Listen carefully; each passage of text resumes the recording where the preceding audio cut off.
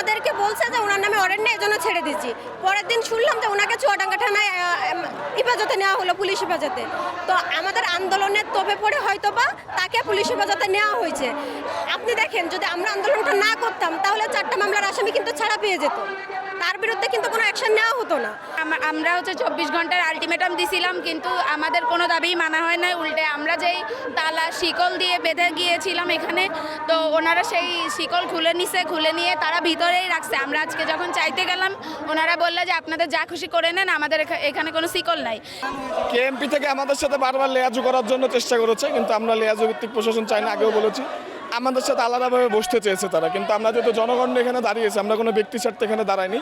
উত্তর যদি দিতে হয় এই জনগণের সামনে সে তাকে উত্তর দিতে হবে, আমরা কোনো আলাদাভাবে বৈঠক করব না। এখন এটা তো সুকান্তকে ছেড়ে দেওয়ার মাধ্যমে তার যে দুঃসাহসিকতা এবং জুলাইকে অবমাননা করার যে দুঃসাহসিকতা ছিল, তার প্রেক্ষাপটে আন্দোলন শুরু হলেও ধীরে ধীরে এই পুলিশ কমিশনার প্রতি যে মানুষের ক্ষোভ, সেটা আপনারা সামাজিক যোগাযোগ মাধ্যম থেকে শুরু করে যে কোনো নিউজ চ্যানেল এবং খুলনার বিগত দিনের যে হত্যাকাণ্ডগুলো ঘটেছে সেগুলোর আসামি কেমন গ্রেপ্তার হয়েছে, রাজনৈতিক ডেভিলরা গ্রেপ্তার হয়েছে কিনা, এবং খুলনা শহরের আইন শৃঙ্খলা পরিস্থিতির সর্বাত্মক অবনতি হয়েছে দিন দিন। আমাদের এই কর্মসূচি যেটা দেখছেন এটা আরও চলবে, সে যতক্ষণ না পদত্যাগ করবে। আর রাষ্ট্রপতিকে বলবো যে এই ধরনের প্রশাসন, এই ডক্টর ইউনূসকেও বলবো যে এই ধরনের প্রশাসন দিয়ে যে একটা খুলনা বিভাগীয় শহর, সেই শহরটা এইভাবে বিশৃঙ্খলার মধ্যে থাকছে। আজকে কতদিন যাবৎ রাস্তাঘাট অবরোধের মধ্যে আটকে আছে, কিন্তু তবুও সে এর একটা স্টেপ নিচ্ছে না। এই যে পুলিশ প্রশাসনটি রয়েছে, এই পুলিশ প্রশাসন তার নিরপেক্ষতার জায়গা হারিয়েছে, তার নৈতিক অবস্থান হারিয়েছে, এবং আমরা ছাত্র জনতা সেটিকে এবং পুলিশ প্রশাসনকে অবাঞ্ছিত ঘোষণা করেছি। দেখুন, যদি পুলিশ প্রশাসন তাদের নীরব ভূমিকা পালন করে, যদি তাদের দায়িত্ব না নিতে পারে, যদি তাদের নৈতিক অবস্থান ক্ষুণ্ণ না রাখতে পারে, তাহলে তাকে এই প্রশাসনে আমরা দেখতে চাই না। এটি কোনো রাজনৈতিক দল বা কোনো সামাজিক সংগঠনের আন্দোলন নয়।